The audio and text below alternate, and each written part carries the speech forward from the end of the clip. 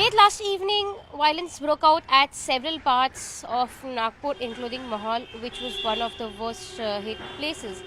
In fact, around 9 p.m. was where cops had to fire tear gas on the mob which had gathered. This entire incident took place when, in the afternoon, there was a protest that was held by the Vishwa Hindu Parishad and the Bajrang Dal over Aurangzeb's tomb. In fact, the row over Aurangzeb has escalated to a different level in the state. Yesterday, at more than 50 places across the state, was where there were protests that were being held by the Hindu organization so as to ensure that the tomb of Aurangzeb is removed. Amidst all of this, there was a group which had alleged that there was a holy book which was burnt or damaged, as a result of which, late in the evening, from 7:30 onwards, various groups started gathering at different locations, including Shivaji Chowk in Nagpur. At these locations was where the groups gathered. They started chanting slogans. Cops were put in place to disperse this crowd.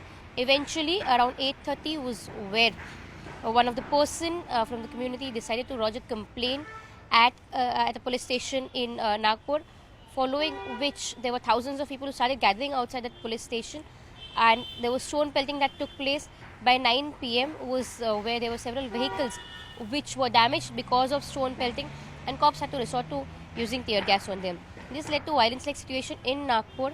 However, following the situation, there's been QRT, there's been State Reserve Police Force which has been put into action, and several other police force from in and around the area of Nagpur have been called to be deployed.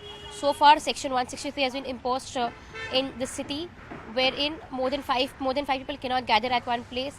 There are around 4 places where violence broke out, 11 places where curfew has been imposed. There are 3 zones which are particularly crucial right now, and the concerned police officers from those zones have been put on tight vigil. In fact, in the aftermath of the violence that broke out, the Commissioner of Police at Nagpur also urged people to not believe in rumors. Cops are now trying to track down on social media to understand and to know as to how are people really communicated to gather at that spot in Nagpur, and to try and find out the person from where this very information had originated. Apart from that, of course, so far curfew-like situation prevails in Nagpur. Cops are also trying to track down people. Around more than 50 people were detained until late last night. There are 11 zones which are under curfew. Nagpur being a city which has usually been peaceful, so violence kind of situation here was something that raised question. Opposition has been questioning the law and order situation in the state, particularly because Nagpur is a place from where Chief Minister Devendra Fadnavis himself hails from. But apart from that, there have been several opposition leaders who've gone further to question and put forth a stance stating that there were several ministers from the current government who were instigating and making statements which were quite controversial, as a result of which such violence has broken out.